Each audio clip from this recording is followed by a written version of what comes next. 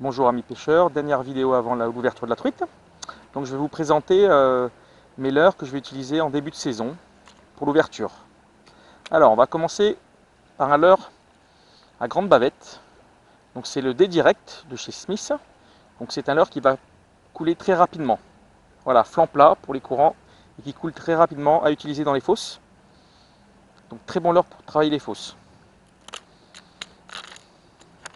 Un deuxième leurre, donc c'est le Canad, mais en plus grande taille, donc c'est un 60. Donc pareil, c'est un leurre assez dense qui va couler très rapidement, donc qui tient bien les courants, à utiliser dans les grands courants et puis pour les fosses aussi. Après, un Emishi en 65S, donc ça c'est un leurre que je vais utiliser aussi dans les courants, donc c'est un leurre fait main. Voilà, donc très beau leurre, dans les veines d'eau assez importantes.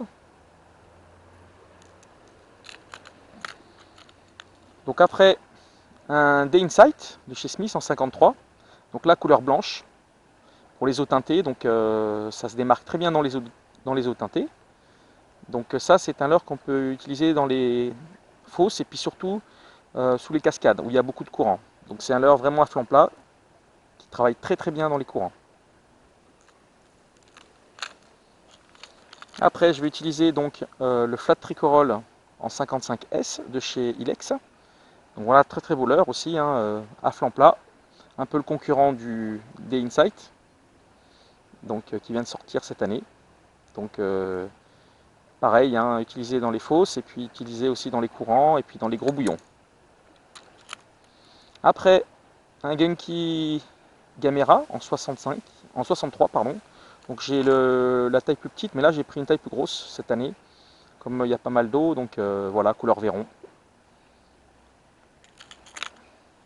Après j'ai un Tricorol en grande taille, donc celui-là ça doit être un plus de 60, je sais plus combien il fait, 67 ou 63. Donc couleur flashy. Donc vous voyez, hein, j'ai un coin flashy, un coin blanc, un coin naturel. Donc j'aime bien avoir des couleurs différentes, des poissons nageurs différents. Donc ça c'est un coulant, on va dire moyen, un sinking, par rapport aux autres qui étaient des coulants rapides. Voilà, donc à utiliser dans les veines d'eau. Puis dans les endroits où il y a un petit peu moins de courant, il nage très bien. Après, je vais utiliser donc des leurres un peu plus petits. Donc ça c'est les leurres qui ont très bien marché l'année dernière, hein. Donc c'est le CB Puncher en 50.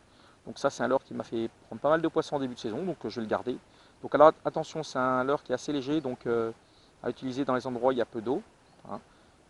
Voilà un Tricorol en taille plus petite. Donc ça doit être un 55, la couleur mille vaches, qui m'a fait prendre beaucoup de poissons l'année dernière. Donc j'ai toujours dans la boîte celui-là. Donc à utiliser dans les courants, flanc plat, très bon poisson nageur. Après, donc j'ai mon duo Ryuki en 50 aussi. Cette couleur m'a fait prendre pas mal de poissons, un peu flashy sur le dessus. Donc j'en avais un l'année dernière que je l'ai laissé dans un arbre. Donc j'ai racheté un autre. C'est une référence un peu différente, mais bon, c'est le même style de poisson nageur avec des reflets très, très flashy. Aussi utiliser un décontact. Voilà, celui-là m'a fait prendre ma première belle Fario l'année dernière. Donc beaucoup de brillants. Donc là, tout ce que je vous ai montré pour l'instant, c'était des coulants. C'est vrai que la majorité du temps, on pêche avec des coulants. Donc il faut aussi avoir quelques suspendings dans la boîte. Donc là, c'est un suspending, c'est le Duo Realis, le Rosante 63 SP. Donc un très bon leurre à animer par Twitch. Dans les endroits où il y a beaucoup moins de courant, fin de courant, dans les fosses où il y a peu de courant. Voilà, donc un petit suspending, on fait des pauses de quelques secondes. Il va rester sur place, il ne va pas couler ni remonter. Donc très bon petit leurre. Donc là, on a fini donc les leurres durs. Je vais vous montrer, donc j'ai aussi une petite cuillère et un petit poisson nageur. C'est l'ARS Minnow de chez Smith. C'est l'imitation d'un petit poisson avec une palette devant. Voilà, donc ça peut changer d'habitude. Voilà, avec toujours une belle couleur orange. Je vais aussi utiliser un micro spinner de chez Lucky Craft. Donc c'est l'Areas en 5 grammes et quelques. Il y en a un plus petit encore, mais là j'ai mis du 5 grammes et quelques. Je n'ai pas encore mis l'hameçon parce que je les ai commandés, ils vont arriver normalement demain ou après-demain. Donc après on va passer aux cuillères, il faut toujours avoir quelques cuillères dans la boîte. Donc on va passer par les cuillères tournantes. Donc voilà, une cuillère tournante, une petite ARS de chez Smith. Voilà. Et puis après j'ai un Gomoku aussi, assez dense. Alors ça c'est très très bien pour pêcher dans les fosses. parce que c'est très très lourd, très dense, ça doit faire 10 grammes. Voilà, donc ça va chercher très vite le fond. Donc pour aller chercher les poissons au fond en début de saison, très intéressant.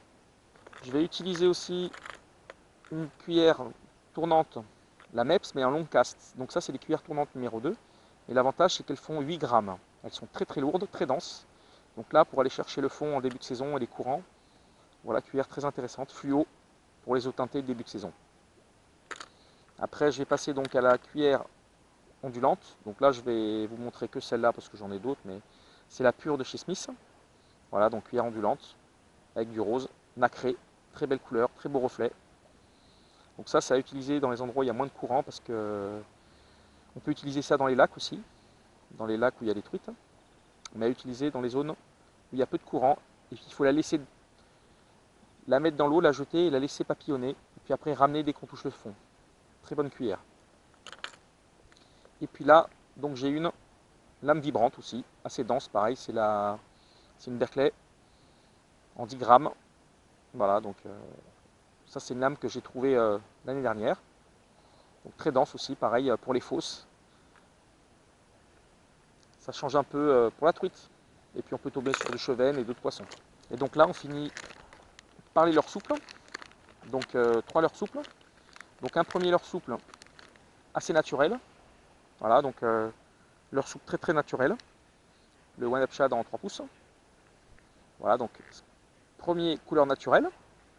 Le deuxième, un Easy Shiner de chez K-Tech en fluo, en rose fluo.